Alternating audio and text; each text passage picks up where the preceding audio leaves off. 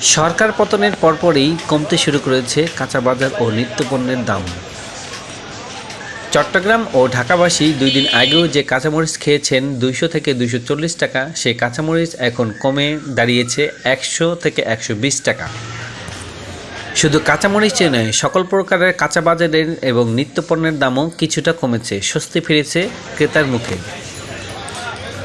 কাঁচা বাজারে স্বস্তি ফিরেছে ঝিঙা, পটল, আলু, টমেটো, কালো বেগুন এবং লাউ।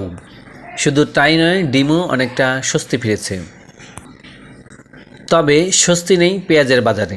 পেঁয়াজের বাজারে অনেকটাই দাম বেড়েছে। পেঁয়াজের বাজারে প্রতি মণে দাম বেড়েছে প্রায় 300 টাকা এবং প্রতি কেজি প্রতি দাম বেড়েছে প্রায় 20 থেকে 30 টাকা। এখন প্রতি কেজি পেঁয়াজের দাম 120 থেকে 130 টাকা মূল্যে বিক্রি করছে বিক্রেতারা।